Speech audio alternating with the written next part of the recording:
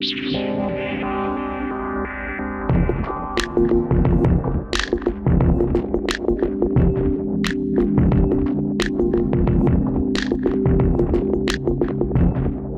gente, tudo bem? Aqui é o Leonardo do Mind the Headphone e hoje eu vou trazer para vocês um review bem interessante. Seguinte, há pouco tempo aqui no canal eu fiz o review do Lockheed A30, que pra mim meio que foi um divisor de águas. Por quê? O hobby de fone de ouvido não é barato, claro, mas o hobby de caixa de som é muito pior, tá? Assim, o buraco é bem mais embaixo. E eu acho que parte disso vem por conta da amplificação. Né, um amplificador não é uma coisa tão barata assim, né? Eu falei sobre isso no review dele, sabe? Sobre algumas situações que aconteceram recentemente aqui.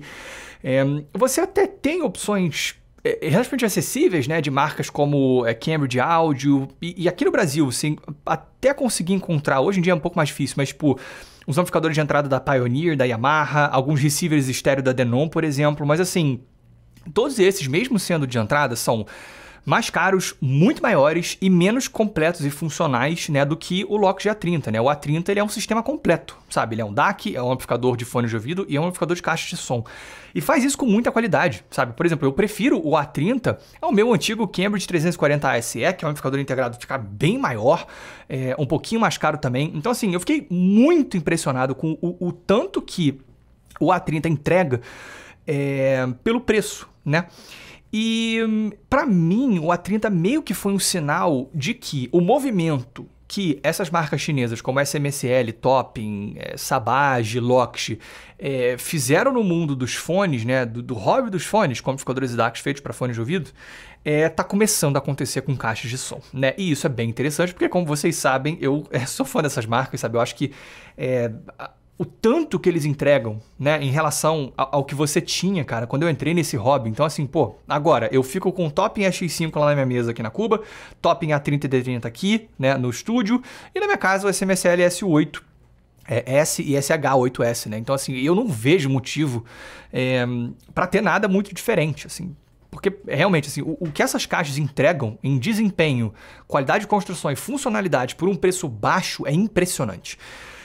E, mais uma vez, isso agora parece estar acontecendo com caixas de som, né? Com o mundo das caixas. E o equipamento que eu vou trazer para vocês hoje é justamente mais um expoente disso, é esse aqui, que é o SMSL AO200. O que é o AO200? Ele é um amplificador integrado da SMSL, que foi feito em parceria com a Osta Audio, que é uma loja que já mandou algumas coisas aqui no canal. São muito bons, sabe? É tipo uma Shenzhen Audio, uma Linsou, assim, segue meio que essa linha, né? E da mesma maneira que, há pouco tempo, né, o Topping X5, que é uma parceria da Topping com a Shenzhen Audio, foi lançado, agora a SMSL fez uma parceria com a Osta para lançar uma linha de produtos, né? São três. Esse daqui, que é um amplificador integrado, um amplificador de fones, que eu também já recebi, tá aqui no estúdio, e um DAC, que eu ainda vou receber. E hoje eu vou falar para vocês o que eu achei dele. Ele foi enviado pela Osta Audio, custa $280, tá? É um pouquinho mais caro do que o A30 e não é um amplificador de fone de ouvido, tá? É um amplificador de caixa de som com DAC. E eu vou deixar o link na descrição, caso você se interesse. Vamos começar, cara. Em termos de especificações, ele tem algumas coisas bem interessantes, tá?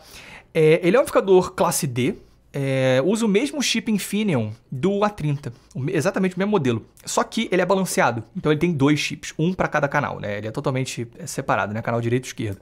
Ele tem 50 watts de potência em 8 ohms, então a potência é bastante saudável. Em 4 ohms ele vai para 90 watts, também é a mesma potência do A30. E é o seguinte, cara, primeiro, qualidade de construção, como é de se esperar desses equipamentos, cara, é ótima, sabe? Ele é pesado, ele é grandinho, tá? Ele é maior do que, sei lá, do que o A30, por exemplo, bem maior, mas ainda assim bastante compacto, como vocês estão vendo, cara. Ele é do tamanho aí do meu antigo benchmark da Q1 Pré, por exemplo. Qualidade de construção, cara, excelente, todo feito de metal, pega digital, que é uma beleza, como vocês estão vendo, mas assim, pô, é super bem acabado. A minha única crítica é aquela de sempre pra SMSL, que eu não curto o botão que eles usam, eu acho ele meio, tipo, é de plástico, assim, não inspira muita confiança não, mas fora isso, cara, muito bem acabado, muito interessante. Vamos olhar aqui atrás, o que você tem aqui? Um par de entradas balanceadas, tá?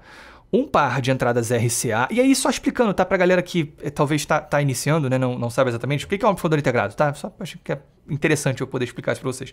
É um amplificador de caixa de som, tá? Então você tem, por exemplo, um DAC, você liga aqui no amplificador, né? Então pelas entradas RCA, né? Ou XLR, e ele toca um par de caixa de som, né? Por esses terminais aqui de caixa de som. É basicamente isso que ele faz, tá? Então, Você tem aqui, né, essas entradas balanceadas, entradas analógicas, saída para subwoofer, caso você queira adicionar um subwoofer dá, uma entrada USB, já falo mais sobre isso, uma anteninha, Bluetooth, também já falo mais, aqui os terminais de caixa de som, entrada para cabo de força, ligar e desligar. Falando sobre essa entrada USB, ela serve para duas coisas. Essa entrada USB, ela serve tanto para ler arquivos de música de um pendrive, por exemplo, ele faz isso. Só que não é uma boa execução não, tá? Porque assim, só lê arquivos MP3 e tipo, fica em looping. Então você não pode nem avançar e retroceder. Eu não sei por que você usaria isso, sinceramente. E a outra função é atuar como DAC, né? Ele tem um DAC aqui interno, né? Então ele pode ser ligado diretamente, por exemplo, no computador. Não é muito usual você ter tipo, uma entrada USB-A para isso, mas é porque justamente ele pode servir para um pendrive também. E aí ele vem com um cabo, tá? USB-A para USB-A para você plugar no computador. Só que é o seguinte, cara, a SMSL não divulga nada sobre as especificações. Então assim, não consegui encontrar, tipo, quais formatos o DAC aceita. Imagino eu, tá? Estou totalmente, assim, pressupondo que não deve ter suporte a DSD, não deve ter suporte a MQA, deve ser só PCM até 32 bits, 384 kHz, tá? Deve ser isso. Ou 24 bits, sei lá. Mas, enfim, tá? Ele tem um DAC aqui interno aqui, mas não parece ser um DAC incrível. Parece muito mais ser um DAC por conveniência, tá? Eu acho que assim, se você quiser, tipo, cara, uma qualidade mais alta do som, pode ser mais interessante você plugar ele num DAC externo, tá? E usar ele realmente só como amplificador integrado. Com relação ao Bluetooth é o seguinte, né? Ele tem a anteninha aqui do Bluetooth, como eu falei pra vocês. Aliás, eu já vou mostrar pra vocês que na verdade não é uma conexão Bluetooth, é uma conexão Bluetooth. Vou mostrar pra vocês. Mas, também me parece uma conexão Bluetooth um pouquinho mais simples. É 5.0, mas ele só tem suporte a USB-C e AAC. Não tem aptX, por exemplo, LDAC, aptX HD, então também parece ser uma questão de ser mais conveniência do que qualquer outra coisa. Mas deixa eu ligar ele e deixa eu mostrar ele funcionando para vocês. Ele pode ser usado, pode ser controlado, né, pelo botão de volume mesmo. Tá desligado. Aqui por esse botão, mas ele também pode ser controlado por um controle remoto. Eu tô sem esse controle remoto aqui, tá? Esqueci, gente, na minha casa, porque eu tô usando ele em casa. Mas ele tem também exatamente o mesmo controle remoto de todos esses aparelhos. Então, é isso aí. Olha o que eu falei pra vocês aqui, ó. Conexão Bluetooth que ele tem. Isso aqui eu nunca ouvi falar, é diferente, né? O símbolo é o mesmo que o Bluetooth, mas é Bluetooth. Bom, aqui, ele mostra aquela mesma telinha de sempre, né? Mostra aqui o volume, né? E você controla por aqui. E no menu, cara, tem algumas coisas interessantes. Primeiro, tem a seleção da entrada, né? Para ser USB, balanceada e normal.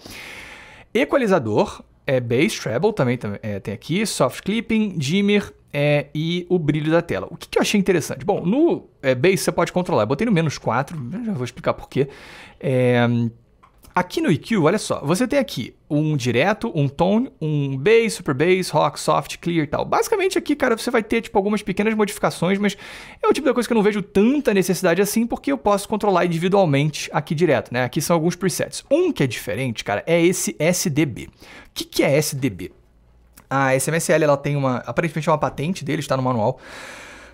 Resumindo, tá?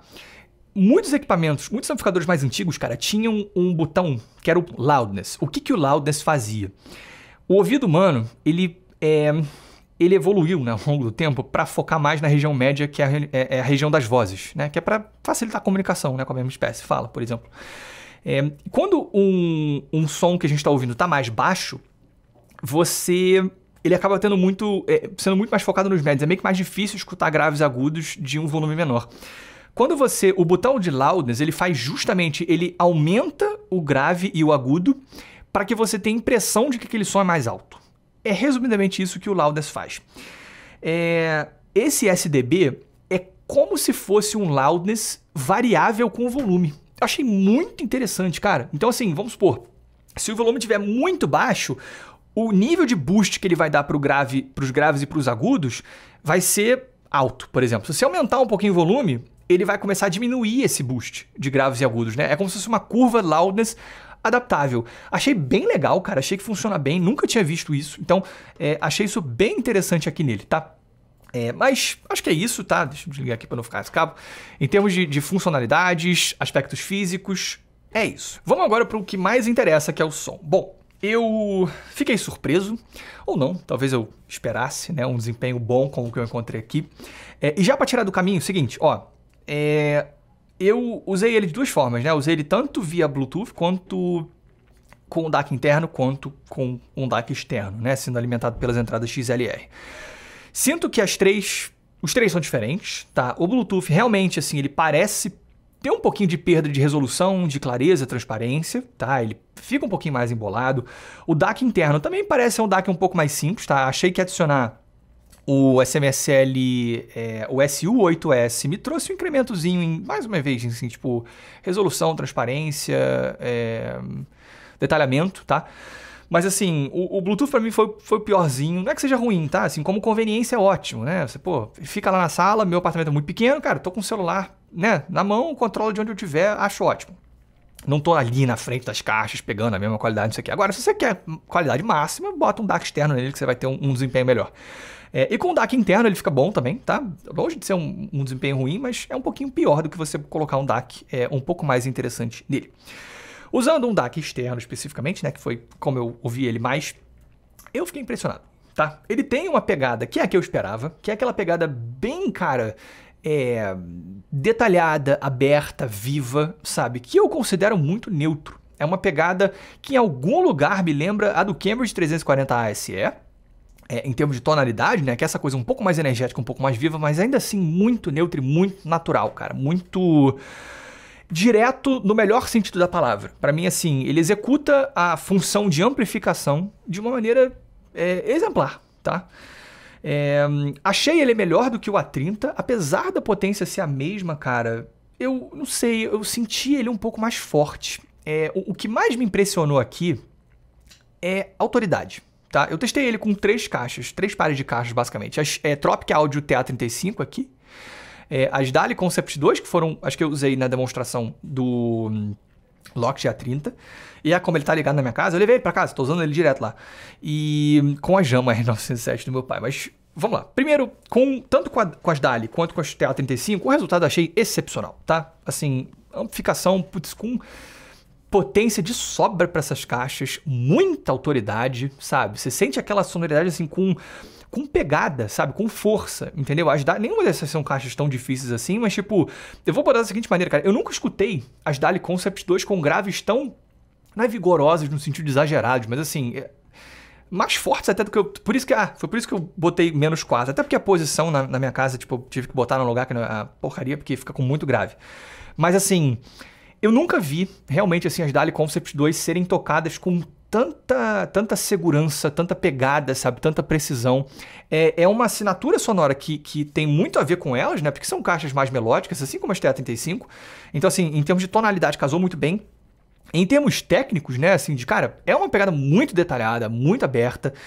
E, mais uma vez, né, com muita pegada, muita segurança na maneira como ele toca, tá? Assim, é o melhor desempenho que eu já vi das Concept 2, sinceramente. E como eu falei, assim, até justamente por ter constatado isso, né, com as DALI e com as TA35, né, ele ter realmente, assim, tocado com o pé nas costas e abrindo pouquinho o volume, eu, como curiosidade, cara, levei pra casa do meu pai. Eu, infelizmente, não levei a câmera, então não consigo mostrar pra vocês, mas eu coloquei ele pra tocar com a Jamo R907, cara. E é o seguinte... Impressionante, gente. Ele tocou e tocou bem, cara. Tipo, conseguiu tirar graves legais daquelas caixas. Cara, eu vou botar uma foto na tela dela pra vocês, mas assim, tem, tipo, 2 woofers gigantes de, sei lá, tipo, acho que 10 polegadas, 12 polegadas, sei lá. São caixas dipolares abertas. E, cara, tirou graves com tranquilidade, assim, com autoridade, sabe? Pô, o volume máximo dele é 70. Cara, no 40 já tava bem alto, assim, eu não esperava isso. E eu vou colocar da seguinte maneira, cara. Quando a gente comprou a Jama R907 lá na casa do meu pai, o amplificador que a gente usava era um Marantz PM11S2, cara, que é um amplificador integrado de 100 watts de potência, então, assim, tipo, em tese, bem mais potente do que a O200, o dobro da potência. E é o seguinte, cara, é o top de linha da Marantz, o integrado top de linha da Marantz, e eu vou falar pra vocês, eu prefiro o resultado com a O200, tá? Eu sinto que ele tem justamente isso, mais autoridade, ele passa mais segurança, entendeu? Né? Os graves são mais controlados, são mais vigorosos. Cara, eu lembro que no Marantz a gente tinha que abrir mais o volume com a Jama pra chegar, né, no que ele toca. E mais do que isso, é uma pegada que casou muito bem. Não me entenda mal, tá? Não tô falando que ele é melhor do que o Marantz PM11S2, né? O PM11S2 na época custou, sei lá, tipo, 10 mil reais. Era um amplificador que custava 3 mil dólares, 4 mil dólares, sei lá, ficou caro pra caramba. Só que Eu acho que vai ter situações, claro, em que eu preferiria o Marantz. Ele é mais refinado, ele é mais... Especificamente, ele é mais melodioso, tá? Ele é mais musical. E por conta disso, ele funcionaria melhor com outras caixas, né? Se fosse um par de monitor áudio, por exemplo, eu provavelmente preferiria o Marantz ao AO200. Mas o ponto é que, cara, eu tô botando os dois na mesma frase, né? E tô falando pra vocês que com a Jama eu preferia aqui, porque eu achei que ele tem mais autoridade. Um negócio desse tamanhozinho, desse preço, né? Mais do que o Marantz. Então, ele entrega atributos, né, que, cara, eu jamais iria esperar, né, de um negócio desse tamanho. Principalmente naquela época, entendeu? Né, quando a gente montou o sistema. Claro que, comparado ao que a gente usa hoje, né, que é um par de monoblocos da Belcanto, que também são classe D, os Belcantos são melhores, né, trazem ainda mais autoridade, né, muito mais dinâmica, né, eles são mais abertos, mais transparentes. Já é um outro nível. Mas assim, a gente não pode esquecer que, eles são muito mais potentes do que o A200 e muito mais caros também. Mas o ponto eu também nem espero, né, que uma pessoa vá, né, querer tocar um par de Jama R907 com isso daqui. Né, assim, pô, a Jama custa $10 mil. Não vai tocar com um amplificador de 280. Né, vai montar um sistema que tem, né, que consegue compor melhor ali. Mas o ponto ele não decepcionou. Entendeu? Pelo contrário, ele surpreendeu. Ele foi bem além do que eu esperava para um negócio desse tamanho com caixas daquele nível. Então, tem coisa melhor? Óbvio. Mas eu não ficaria triste, tá? De tocar a Jama com esse amplificador aqui. Entendeu? Porque, de novo, toca com competência, com autoridade, com tranquilidade, né? E com uma tonalidade que, mais uma vez, eu acho muito boa e que também tem a ver bastante com aquelas caixas, né? Que são também caixas meio que mais neutras e naturais, entendeu? Então, assim, essa pegada mais rica, mais viva, né? Mais direta do A200 funciona muito bem. Concluindo, gente, pois tá bem claro, tá? Que esse movimento que essas marcas levaram para o mundo dos fones está sendo levado agora para o mundo das caixas de som. Aqui eu tenho um exemplo disso. Eu vou botar da seguinte maneira. Se eu fosse montar um sistema... São duas questões, tá? A primeira, como eu já falei algumas vezes, para mim o grande atrativo, né, o grande argumento para um sistema de caixas ativas é justamente você não ter que se preocupar com a amplificação. Por quê? A amplificação vou falar para vocês, eu achava que assim, até 6 meses atrás, para mim a amplificação para caixas de som passivas era o mais chato, né? Porque assim, não tem tantas opções assim no Brasil, muitas vezes são muito caras, então assim, com caixas ativas, né, você tem um sistema meio que mais completo, você não precisa se preocupar com ter que ir atrás do amplificador, né? Pô, que era muito grande, não era tão conveniente, poderia ser consideravelmente caro, né? O Lockheed A30, em algum lugar ele mudou isso para mim, porque foi assim, pô, cara, não, peraí, agora torna-se uma alternativa, né? Você montar um sistema de caixas passivas com um amplificador desse, né? Que, pô, R$1.000 naquele caso, com um bom par de caixas, né? Tipo a Stropic, por exemplo. O AO200, para um sistema de caixas, vai além, como eu falei. Eu prefiro ele ao A30. Eu senti mais autoridade, mais força, assim, um pouco mais de refinamento, um pouco mais de transparência. Então, assim, para mim, tipo, sei lá, acho que a melhor forma que eu consigo colocar, né, a segunda coisa se eu fosse montar um sistema de caixas passivas hoje, não iria comprar esses Yamahas ou Pioneers de entrada. Pegaria o AO200, assim, tranquilamente. Não só isso, sabe? Como eu falei, tô levando ele pra minha casa, né? É ele que tá lá agora, tocando as DALI Concept 2 na sala, tá? Porque, realmente, um desempenho muito, muito bom, sem custar muito, com ótimo acabamento, com ótima conveniência. Recomendadíssimo, gente. É isso. Espero que vocês tenham gostado. Se vocês tiverem gostado, cliquem no botão de like. Se vocês tiverem gostado muito, se inscrevam no canal. Um grande abraço.